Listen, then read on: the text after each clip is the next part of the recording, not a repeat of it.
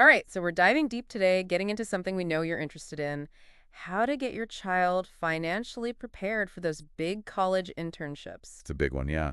We've got some interesting sources, and I think some of the stuff we found is, well, it's pretty surprising. Definitely. I mean, most people don't even realize that there are actually scholarships out there specifically for unpaid internships. Right, who knew? Exactly. But let's back up a bit. Go back to the financial basics, kind of set the stage. Yeah, for sure. A lot of times, I think we get so focused on college tuition itself Right. and all the costs that come with that, that the added expenses of an internship can really sneak up on you. It's like this whole separate budget you got to figure out. Exactly, and the sources really hammer this point home. You need that dual budget, one for college and one specifically for the internship. And it goes way beyond just the day-to-day, living expenses. Right, right. I mean, imagine your child snags this amazing internship, but it's in a totally different city. Oh, yeah. Suddenly you're looking at travel costs. Got to find temporary housing, maybe even a security deposit on an apartment. It adds up so fast. It really does. It's something to think about early on. Yeah, absolutely. Finding a decent place to live for just a few months when I interned, that was tough enough. I bet.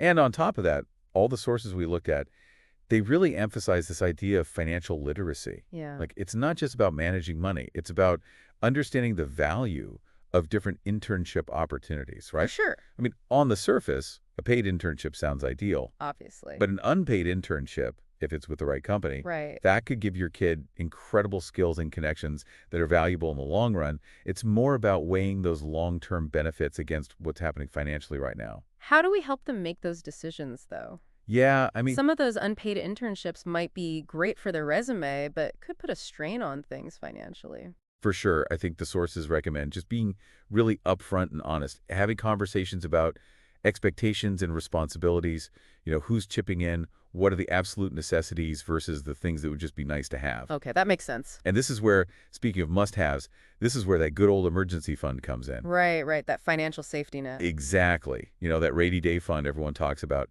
How much should you actually have in there? Yeah. Sources suggest around $500 to $1,000 could cover unexpected medical bills, travel at the last minute, or anything unexpected that pops up. Yeah. That cushion can really take the pressure off. Peace of mind in a bank account. Exactly. And while we're talking finances, we got to talk about the big ones. Transportation and housing. Oh, yeah, Those can really break the bank, especially if the internship means moving to a new city. absolutely. And that's where, doing your research beforehand can be a lifesaver. Right. Some companies offer amazing support for interns, like they might help with housing or give you stipends for living expenses. You really got to look into company policies, see what's out there. It's like a whole treasure hunt for intern perks. It is. And before we get too caught up in landing the internship itself, the sources remind us that even getting ready for internships, that has costs too, Oh, for sure. like taking courses, certifications. And what about that professional wardrobe? Right. That's essential. You got to look sharp. So it's like an investment. It is. An investment in your child's future career. A good resume, the right skills, looking professional, it all matters when they're applying. And then comes the dreaded T word, taxes. Oh, yeah. Everyone's favorite. Right. But even for a first-time intern, understanding the basics is really important. We're talking W-2s, 1099s, all that stuff. Absolutely. I'll admit I still mix those up sometimes. It's easy to do. So a W-2, that's what you get if you're considered an employee and your employee is taking taxes right out of your paycheck. Okay. A 1099 is for independent contractors, and they handle their own taxes. Gotcha. You need to know which one your child's internship falls under because it affects how they file taxes and what they'll owe. Yeah, huge difference. And since we're talking finances in the future, the sources bring up student loans, which is probably already on your mind. Right. If graduation's on the horizon, you got to think about how an internship might affect those student loan repayment plans. So how do we help them figure out that whole world of loans and repayments while they're trying to get work experience? It's a lot to juggle. It is. There are all these different repayment plans, some based on income, some with fixed monthly payments. That internship income, it could change those monthly payments. Right. It's a conversation to have early, maybe even talk to a financial advisor. Okay, so explore all the options. Definitely, you don't want them graduating with a ton of debt and no plan. No, for sure not. And speaking of planning for the unexpected, the sources also talk about insurance, even for a short-term internship. Yeah, health insurance and renter's insurance. Peace of mind. I totally forgot about renter's insurance during my first internship. It wasn't until after I moved out that I realized, oh, I should have had that. Easy to overlook. But having that safety net can make all the difference if something happens. Absolutely. It's all about being prepared. It is. We've covered so much: budgeting, financial literacy, emergency funds, taxes, even insurance. It's a lot. It feels like we're just getting started. There's so much more to unpack. We've laid the groundwork, but now it's time to dig into the specifics of internship finances. I'm ready. Listeners, stick with us. We've got more great info coming up in part 2. Definitely. All right, so we've talked about the basics, budgeting, insurance, all that. But now let's look at some ways to maybe offset some of those internship costs. Yeah, because let's face it, internships, they're not always about making a ton of money. Right. Sometimes it's about the experience, the connections, figuring out what you're really passionate about. Absolutely. And that's where things like stipends and scholarships come in. Okay. The sources we looked at, they point out that there's often more financial support available than people realize, especially for internships with nonprofits or government agency. Hold on. Scholarships for internships? I've never even heard of that.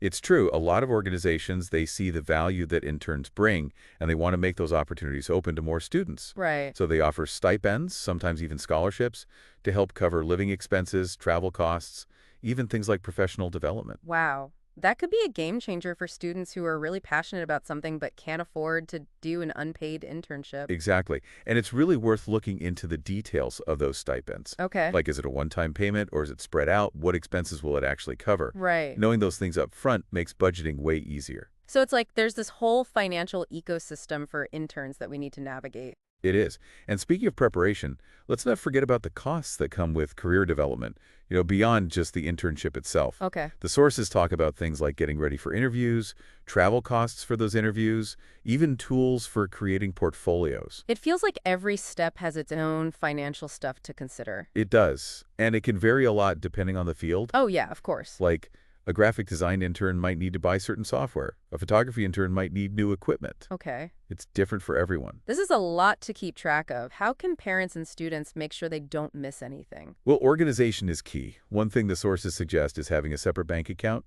just for internship stuff. Okay. That way it's easy to keep track of income, expenses, any financial aid you get. It's like having a financial command center for the internship. Exactly. And this can also be a good chance to teach your child about using credit cards responsibly. Right. Building good credit early is really important. It'll help them in the long run. Like giving them a financial toolkit for the real world. Exactly. And speaking of the real world, networking and professional growth, that's a big part of the internship experience too. So we should be encouraging our kids to budget for things like memberships in professional associations or attending conferences. Definitely. Those are great examples. Okay. Investing in those things can help them build their network, stay up to date on what's happening in their field, learn from people who've been there.